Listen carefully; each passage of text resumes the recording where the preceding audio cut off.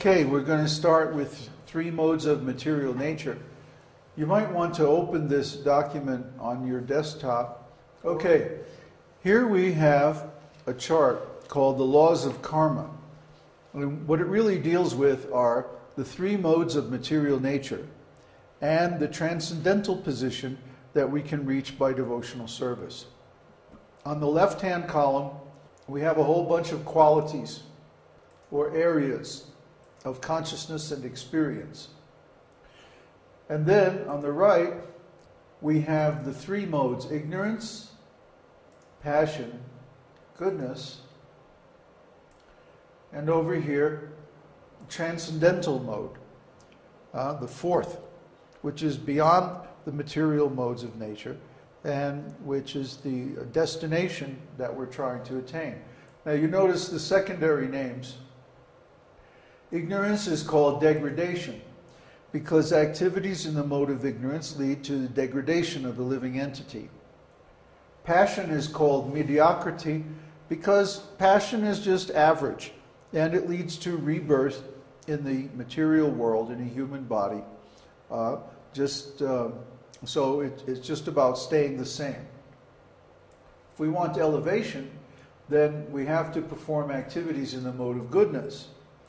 And if we want to get beyond this material world of birth and death, then we have to attain the transcendental platform. That's what self-realization is all about. So let's take a look at these different qualities or subject matters and see how they're reflected in the 3 modes and in transcendental life. So first of all, the deity of the mode of ignorance is Lord Shiva. And we've equated him with the Holy Ghost because that's exactly what he is. He's the master of all the ghosts and goblins, the demons, the Rakshasas, especially in the higher planetary systems. But he himself is actually a great devotee. He's actually an expansion of the personality of Godhead as his own devotee. So his mood is very wonderful. And then the deity of the mode of passion is Lord Brahma. Lord Brahma is the celestial form of Christ. When Jesus takes birth on this world, or Haridas Thakur, or so many other incarnations, these are all expansions of Lord Brahma. And he has a certain style. He likes to sacrifice his body to the service of God. And he's a very exalted, powerful, pure devotee. The deity of the mode of goodness is Lord Vishnu, the Supreme Lord. And he's the maintainer. Rather, Brahma is the creator and Shiva is the destroyer. And we'll see how that works in the next topic. And finally, the deity of those engaged in transcendental life is Krishna, the Supreme Personality of Godhead. So that's another little wrinkle. We see some people like to say that Krishna is an incarnation of Vishnu. And when we examine these people, we find that they're not exactly in the transcendental position, although they're following the principles of the mode of goodness. They're actually worshiping Vishnu. So they want to see everything as coming from Vishnu. But actually Krishna is completely independent. He doesn't require Vishnu to incarnate in this universe. Actually, Vishnu expands from him. So Krishna is the deity for those in the transcendental mode. And for those in the mode of goodness, they worship Vishnu. People in the mode of passion worship Lord Brahma as Jesus Christ. We see how the Christians are very much in the mode of passion. They're very much about material results. They're like, oh God, make me rich, make me powerful. So this kind of worship is actually worship of passion or Brahma. And then we see that people like the impersonalists, people who are into magic, people who worship ghosts and things like that, the spiritualists and so on, they're actually worshiping Lord Shiva. They're actually in the mode of ignorance. So this is their deity. But the cosmic function of those deities is that Lord Shiva presides over annihilation or destruction. Lord Brahma is in charge of creation. Lord Vishnu is in charge of maintenance. And Krishna is simply engaged in eternal pastimes of transcendental bliss. He's not really involved in the creation, maintenance, and destruction of the material world. He's detached. He's like God on vacation. He doesn't have any work to do. Now, the effect of these modes is different. The mode of ignorance is most contaminating. Anyone who partakes of the mode of ignorance becomes degraded and contaminated by its influence. Passion is also contaminating, not as bad as the mode of ignorance, but it still leads to rebirth in this material world, in the earthly planets.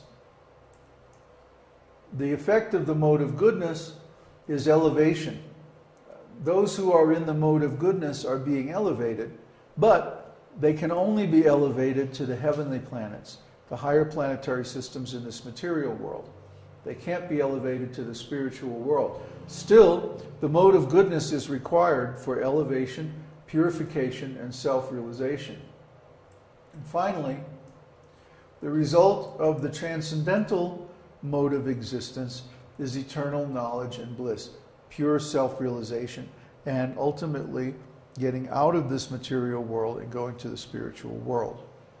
Similarly, the consciousness engendered by these different modes, the mode of ignorance leads to self-delusion. The mode of passion to material fruitive activity. You always see people in the mode of passion are very busy. They have so much to do. And they're always engaged in different activities that give material results, fruitive activities. People in the mode of goodness, the result of their activities is spiritual illumination, the consciousness that results from activities in the mode of goodness. And in the transcendental mode is our original spiritual body and our relationship with God. Well, what does that mean? In other words, our actual body is spiritual. Our actual consciousness is spiritual. And it has become covered over by these three material modes. So the covering in the mode of goodness is less than in passion and ignorance. In passion and ignorance, the original body, the original consciousness is more covered. And here's a nice slide that shows that. See, here's a human being, and here's a fire. When a fire covers something, there's a verse in Bhagavad Gita, the living entity is covered by his enemy in the form of lust, which burns like fire.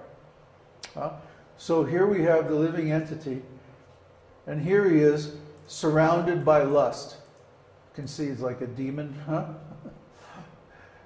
his eternal enemy.